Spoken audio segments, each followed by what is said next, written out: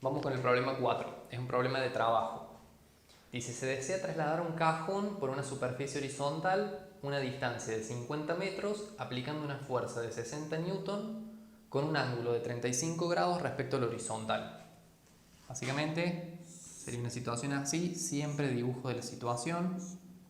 Tenemos una caja acá que la vamos a desplazar hasta acá. Vamos a anotar todos los datos que más podamos en el dibujo, 50 metros. Mediante la acción de una fuerza de 60 newton con un ángulo de 35 respecto al horizontal. Ojo siempre cómo interpretan el ángulo. Me dice que respecto al horizontal hace una fuerza con un ángulo de 35. Una fuerza de 60 newton y acá este ángulo sería el de 35. No aclara mucho que es para arriba, podría ser para abajo. Por ahora vamos a hacerlo para arriba, que es lo más clásico. En realidad, si fuera para abajo, el problema nos va a dar exactamente el mismo resultado, no habría problema. Y después dice, al rozar contra el suelo aparece una fuerza de rozamiento de 8 newton.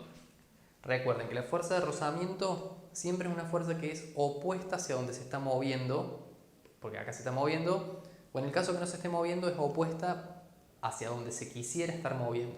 Si yo empujo el escritorio para adelante, o sea hacia allá, aunque no lo mueva está habiendo una fuerza de rozamiento opuesta, que es la que no me permite moverlo. Entonces vamos a dibujarla para atrás, la podemos dibujar desde el centro, la podemos dibujar desde abajo sería lo más real, pero por el momento estamos trabajando con cuerpos que están como concentrados todos en un solo punto, no nos interesa su forma todavía. Obviamente más adelante lo van a ver porque genera efectos diferentes según la forma del cuerpo. Bien, y la fuerza de rozamiento es de 8 newtons. Nos pide calcular el trabajo total. Recordemos que el trabajo que me realiza una fuerza se calcula como el valor de esa fuerza, o sea, el módulo de esa fuerza, por el valor del desplazamiento por el coseno del ángulo entre ellos dos, es decir, entre la fuerza y el desplazamiento. Y la técnica que yo utilizo es que este ángulo sea el ángulo que se forma cuando yo los pongo cola con cola al vector desplazamiento y al vector fuerza, porque recuerden que estos dos son vectores. Yo acá pongo obviamente solamente sus valores, porque en realidad el trabajo es un producto punto entre dos vectores, que el producto punto se calcula quitándole obviamente los vectorcitos y multiplicando por el coseno de θ. Bien, como a mí me pide trabajo total, yo voy a tener que calcular el trabajo de cada fuerza que me aparece en el problema. Acá tenemos dos. Así que vamos a tener que calcular el trabajo de la fuerza, o sea, de la fuerza esta aplicada, y vamos a calcular el trabajo de la fuerza de rozamiento, que será fuerza de rozamiento por desplazamiento, que es el mismo, por el coseno del ángulo. Los ángulos no son los mismos. Este será el ángulo que me hace con la fuerza de rozamiento y la distancia, y este el ángulo con la fuerza aplicada y la distancia, y este ángulo que se me forma entre la fuerza de rozamiento y la distancia, mejor dicho, desplazamiento. Bien, entonces vamos a calcular cada uno por separado. ¿Qué sé yo? Que la de fuerza de rozamiento me va a tener que dar negativa. ¿Por qué? Porque es una fuerza que no me está ayudando el movimiento. Entonces el trabajo va a ser negativo. Mientras que esta tiene que ser positiva porque fíjense cómo me ayuda el movimiento, aunque sea una parte. Si yo la descompongo, su componente X me ayuda. La componente Y no me hace nada, me lo levantaría el cuerpo, a lo mejor como que si me lo soliviana, pero no me causa efecto en lo que es trabajo. Entonces acá no es más que reemplazar 60 newton por 50 metros y descubrir cuánto vale ese ángulo, que dijimos que es del vector puesto cola con cola. Acá ya los tenemos puestos cola con cola y vemos que el ángulo más chiquito que forman es el de 35. No voy a usar todo el ángulo más grande que me forman, siempre agarro el más chiquito. Así que en este caso será por coseno de 35. Nos da un valor de 0,0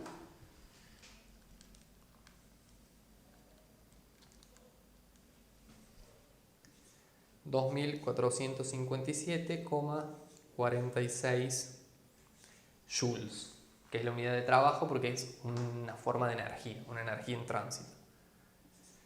Y para el trabajo de la fuerza de rozamiento lo mismo, el valor de la fuerza de rozamiento, que es 8 newton, por la distancia que se desplazó, por el coseno del ángulo de los vectores puestos cola con cola. Acá no los tenemos cola con cola, pero si los pusiéramos,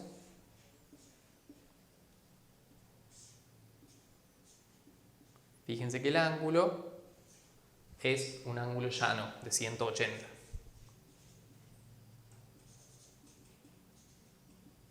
Entonces nos quedará 8 por 50 por coseno de 180.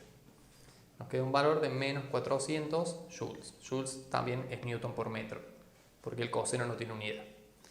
Por lo tanto, el trabajo total es directamente sumarlos con su signo correspondiente. O sea, yo lo sumo, pero cuando ponga el valor del trabajo de la fuerza de rozamiento, me quedará restando. Acá no hace falta calculadora, serán 2057,46 joules.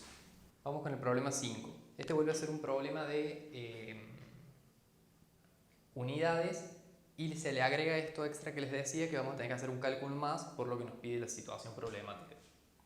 Dice, se desea cortar una barra de 1 metro de largo en barras más pequeñas de 3 pulgadas de longitud. ¿Cuántas barras pequeñas de la medida deseada pueden obtenerse? Acá, de nuevo, tenemos que hacer algún pasaje de unidades porque me está pidiendo que compare algo que está en metros con algo que está en pulgadas. No se preocupen que no les van a hacer aprenderse de memoria las equivalencias entre un sistema y otro. Es decir, no les van a pedir nunca que sepan cuánto es una pulgada llevada a metros o llevada a centímetros en este caso. Estos son datos que se los van a dar. Sí, les van a obligar a saberse los más clásicos, que son cómo pasar dentro de un mismo sistema múltiplos y submúltiplos. Por ejemplo, de metros a centímetros no se los van a dar. Acá fíjense que nosotros tenemos metros, pero la relación con pulgadas, que este in es de pulgadas, de inches, me lo relaciona con centímetros, no con metros. Y en ningún lugar me dice que un metro son tantos centímetros. Eso se lo tienen que saber, múltiplos y submúltiplos. Bien, entonces, primero que nada interpretemos el problema. Tenemos una barra de 1 metro que la vamos a querer dividir en barras más chiquitas. Entonces acá ustedes con la situación se tienen que dar cuenta cuál es el cálculo que tienen que hacer. Y en este caso es una división. Si yo divido la longitud de la barra dividido la longitud de una barrita chiquita, me va a dar cuántas veces entraría esa chiquita en la barra más larga. Entonces yo tendría que hacer una división de 1 metro dividido 3 pulgadas. Pero como tienen unidades distintas no voy a poder hacer la división. Voy a tener que llevar todo a la misma unidad. ¿Qué me parece más fácil a mí? Llevar todo a centímetros en este caso. Porque yo sé que el largo de la barra, que es 1 metro, serían 100 centímetros. Centi quiere decir 100. Y tendría que pasar estas 3 pulgadas a centímetros también. Acá, como me da la relación con 1, es bastante fácil darse cuenta que es una multiplicación. O lo hacen con regla de 3 simple, o lo que yo aconsejo es fracción unitaria. Quiero pasar estas 3 pulgadas, pongo pulgadas abajo para que se me vaya, centímetros arriba, y sé que 1 pulgada son 2,54. Ahí me queda la multiplicación que estábamos diciendo. Me da 7,62 centímetros. Ya tengo ambas medidas en la misma unidad, así que ya puedo hacer la división.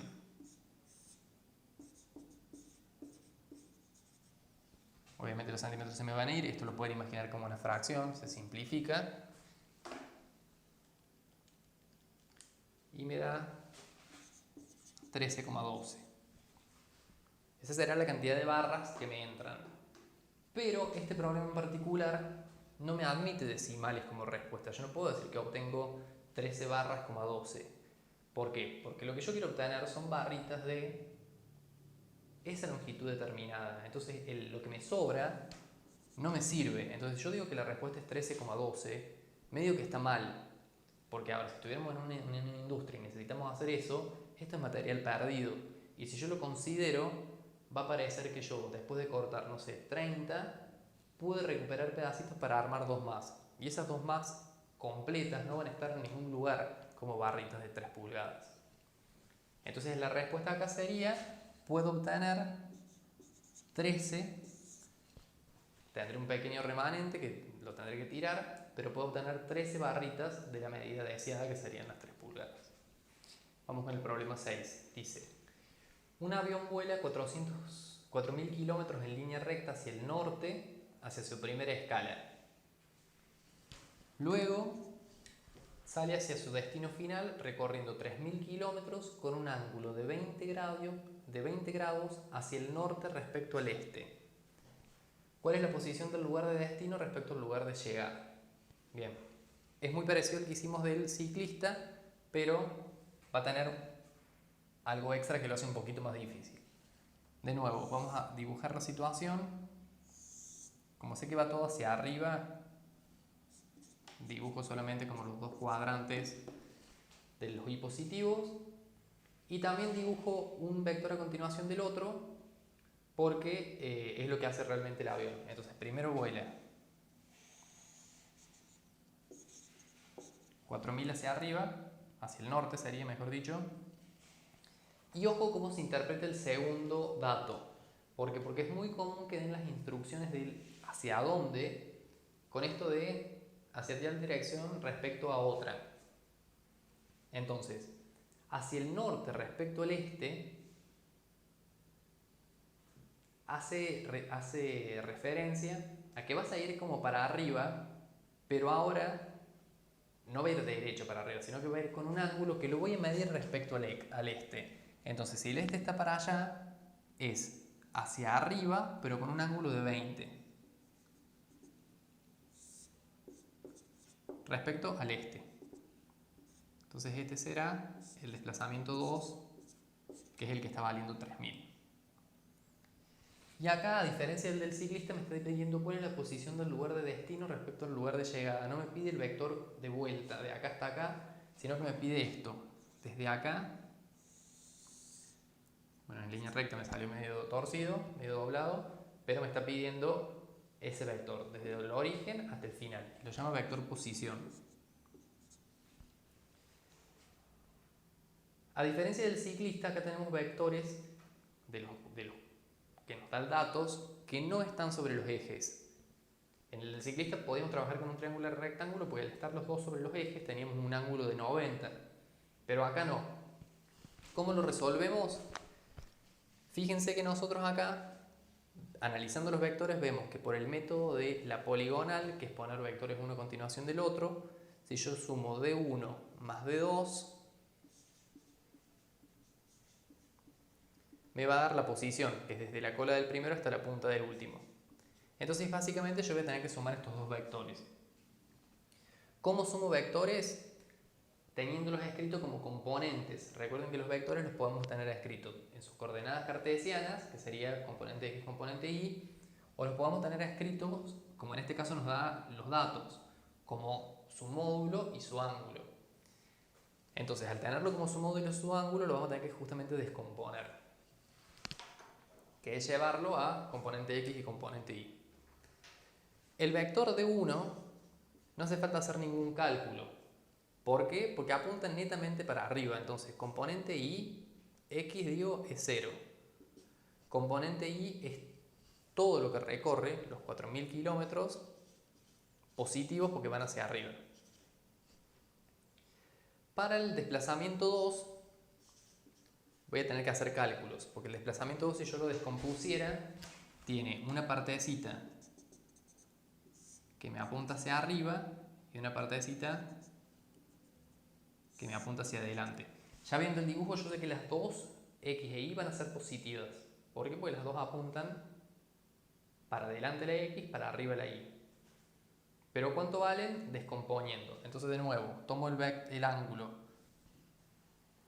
más cercano al eje X, en este caso es el positivo, y hago seno y coseno. hago seno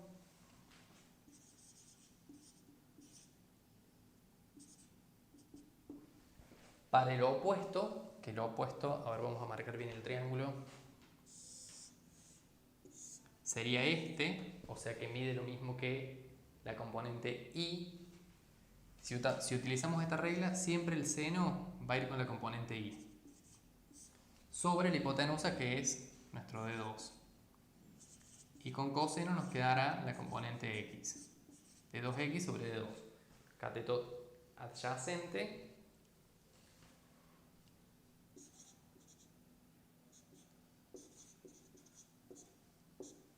sobre la hipotenusa, que es nuestros 3.000 kilómetros que hace en el segundo tramo.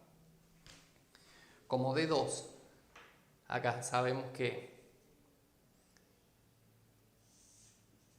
vale 3.000, lo paso multiplicando y me queda 3.000 kilómetros por seno de 20 es igual al D2i, o sea que D2i nos va a quedar 3.000 por seno de 20, nos queda de 1.026,06 kilómetros. Y para el D2x, perdón, era el i, creo que dije x recién, también paso el D2 que vale 3.000 multiplicando por el otro lado. Me quedará 3.000 por coseno de 20 grados.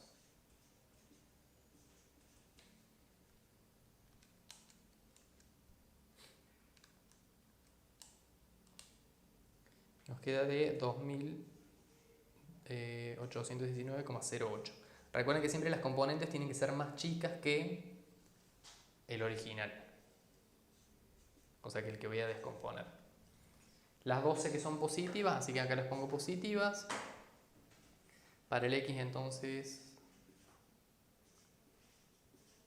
ese valor, para el y es 2026.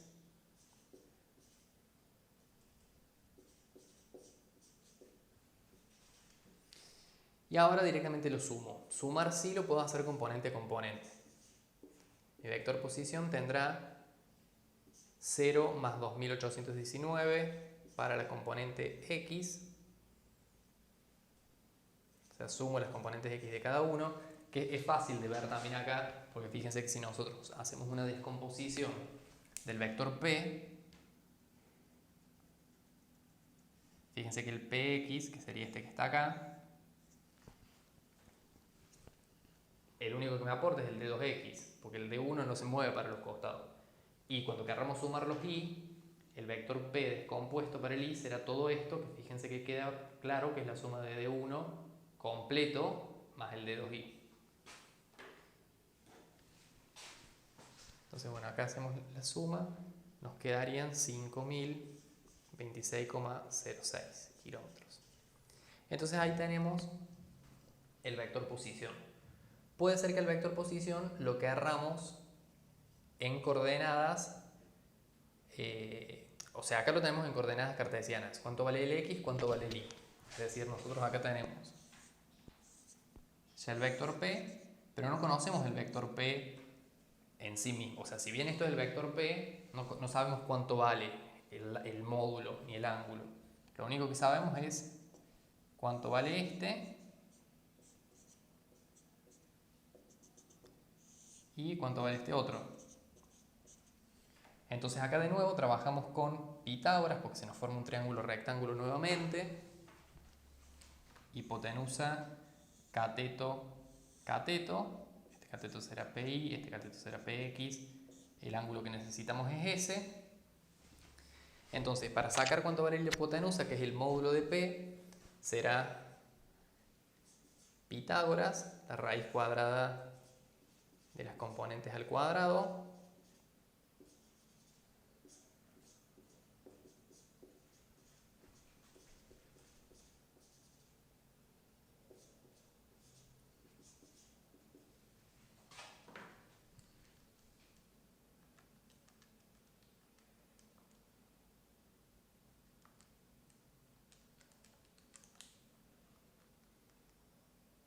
cuidado en la calculadora,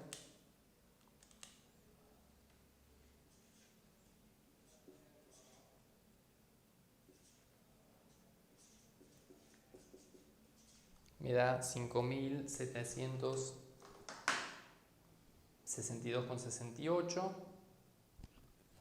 Y me faltaría el ángulo, que al ángulo lo voy a sacar de nuevo con tangente, como hicimos en el problema anterior, porque sabemos que es cateto opuesto, que en este caso sería el PI, sobre el cateto adyacente, que es el que lo está tocando. Despejamos la tangente, despejamos el ángulo pasando la tangente hacia el otro lado como arco tangente, y acá nos quedará el PI, que son los 5.000. No le pongo el kilómetro total, se me va a simplificar. Y el PX, que es 2.819.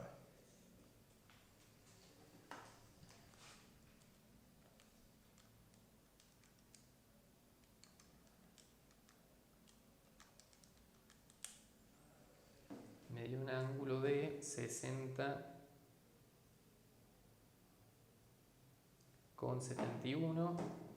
Chequear que sea el resultado. Y ahí ya tengo el vector escrito, o sea, acá tengo la respuesta como sus componentes, y acá tengo la respuesta donde puedo decir que el vector P tiene un módulo de 5.762,68 kilómetros, con un ángulo medido respecto del eje X positivo de 60,71 grados. Ambas respuestas, como les digo, son correctas, pero por lo general lo que buscan es que lo llevemos a este tipo de expresión.